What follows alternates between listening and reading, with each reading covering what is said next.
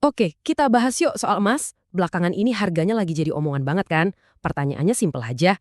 Ini tuh beneran roket yang siap meluncur ke bulan atau cuma sinyal jelek yang PHP-in kita doang? Soalnya gimana nggak heboh coba? Harganya tuh sempat melesat gokil, mecahin rekor-rekor baru. Banyak banget yang langsung mikir, wah ini nih, ini saatnya buat kaya. Tapi, tahu-tahu harganya bisa terjun bebas. Persis kayak lu lagi seru-serunya war di game, sinyal tiba-tiba merah terus nge-lag. Ngeselin banget kan? Nah, disinilah kita masuk. Sebenarnya emas ini tuh investasi yang aman buat nyimpan harta atau malah judi beresiko tinggi yang bisa bikin pusing 7 keliling. Yuk kita bedah bareng-bareng. Oke, pertama-tama kita lihat dulu deh. Kenapa sih harga emas ini bisa terbang?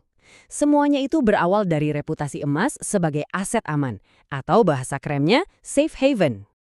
Safe haven itu apaan sih?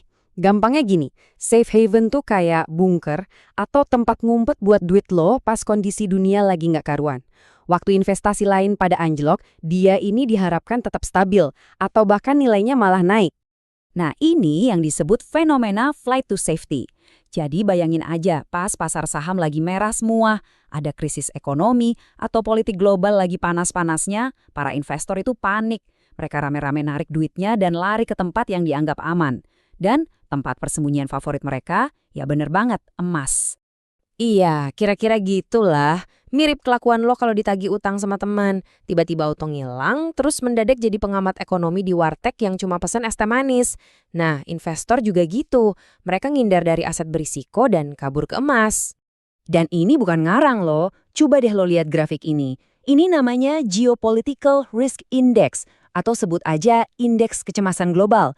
Setiap ada lonjakan di grafik ini, kayak pas awal pandemi COVID-19 atau pas konflik Rusia-Ukraina pecah, itu artinya kepanikan global lagi naik. Dan bisa ditebak, di saat yang sama, permintaan emas juga ikut meroket. Selain karena kepanikan global, ada beberapa alasan lain yang bikin emas naik daun. Pertama, bank-bank sentral di seluruh dunia lagi hobi banget borong emas buat cadangan devisa mereka. Kedua, ada ekspektasi suku bunga acuan bakal turun. Ini bikin emas yang notabene nggak ngasih bunga jadi kelihatan lebih seksi. Dan yang terakhir, khusus buat kita di Indonesia, kalau nilai rupiah lagi loyo lawan dolar, ya otomatis harga emas di sini jadi makin mahal. Oke, itu tadi alasan kenapa emas bisa jadi primadona. Tapi setiap ada pahlawan, pasti ada sisi gelapnya. Sekarang kita bahas kenapa emas yang katanya aman ini bisa tiba-tiba anjlok. Musuh bebuyutan emas itu satu, dolar Amerika yang lagi perkasa.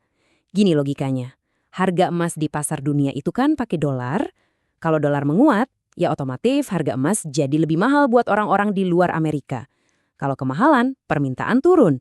Nah harganya jadi ikut keseret ke bawah deh. Tunggu. Pasti ada dari lo yang mikir, lah kan katanya emas itu safe haven. Harusnya kebal dong sama yang beginian. Nah, ini dia miskonsepsi terbesarnya. Ini bukan kata gue loh, ini data dari riset. Sebuah studi tahun 2021 nemuin fakta yang cukup mengejutkan. Waktu awal-awal pandemi, emas emang jadi safe haven. Tapi, begitu pemerintah di seluruh dunia jor-joran ngasih stimulus ekonomi, status aman emas ini malah luntur. Kenapa? Karena duit stimulus itu bikin investor jadi percaya diri lagi buat masuk ke pasar saham. Jadi, status safe haven itu nggak permanen, bro. Terus jangan lupain alasan paling simpel sedunia, profit taking alias ambil untung. Logis aja kan, kalau harga udah naik tinggi banget, ya banyak dong yang mau jual buat cairin untungnya. Nah kalau yang jual banyak banget dalam waktu bersamaan, harganya bisa langsung anjlok. Jadi, intinya ya gitu, status safe haven emas itu situasional. Kalau mau digampangin, harga emas itu mirip ekspektasi orang tua. Kadang bisa bikin lo bangga setinggi langit, tapi di lain waktu bisa bikin mental lo ambruk seketika, tanpa ada notifikasi sama sekali. Susah ditebak. Nah, karena sifatnya yang naik turun gila-gilaan ini, ada satu jebakan psikologis yang bahaya banget buat kita-kita investor retail. Jebakan FOMO alias fear of missing out pas harga lagi tinggi-tingginya. Ada satu istilah yang wajib lo tahu di dunia trading. Namanya whipsaw. Dan ini adalah kondisi pasar yang paling nyebelin. Efek whipsaw ini kayak gergaji.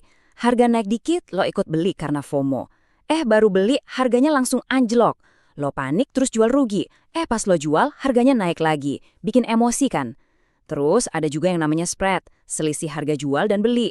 Pas lagi heboh-hebohnya, selisih ini bisa lebar banget. Artinya, detik itu juga lo beli emas, nilai aset lo udah langsung rugi sekian persen. Jadi ingat ya, beli pas lagi hype itu seringkali bukan investasi, tapi spekulasi. Terus gimana dong cara ngadepinnya? Oke, ini bukan nasihat keuangan ya. Gue cuma rangkumin beberapa strategi cerdas yang sering disebut di riset-riset investasi. Pertama, dollar cost averaging atau gampangnya nabung rutin. Lo sisihin duit dengan jumlah yang sama secara berkala, entah itu mingguan atau bulanan, jadi lo bisa dapat harga rata-rata, bukan untung-untungan nebak harga. Kedua, tentukan batas. Misalnya porsi emas di portofolio lo maksimal 10%, ya udah jangan lebih dari itu. Ketiga, rebalancing. Kalau harga emas melonjak dan porsinya jadi 15%, jual dikit biar balik ke target 10% lagi. Keempat, selalu cek spread sebelum transaksi, biar nggak rugi di awal. Dan kelima, yang paling krusial, punya rencana drawdown. Lo harus tahu kalau harga turun sekian persen, lo bakal ngapain? Jual, tahan, atau beli lagi? Jadi, poin utamanya adalah ini. Investasi emas itu seringkali butuh manajemen yang aktif. Ini bukan jenis aset yang bisa lo beli, terus tinggalin dan berharap kaya raya. Lo harus pantau dan kelola resikonya secara rutin. Nah, sekarang giliran lo. Setelah dengar semua ini, gue jadi penasaran. Lo itu masuk tim mana? Tim DCA yang main aman dan nabung rutin? Atau tim sekali gas yang nunggu satu momen pas buat borong semuanya? Coba deh tulis jawaban lo di kolom komentar, kita diskusi seru-seruan di sana. Dan seperti biasa, kalau pembahasan ini ngebantu lo, jangan lupa pencet tombol like, share, dan subscribe biar kita bisa terus bedah topik-topik seru lainnya. Sampai jumpa di episode berikutnya.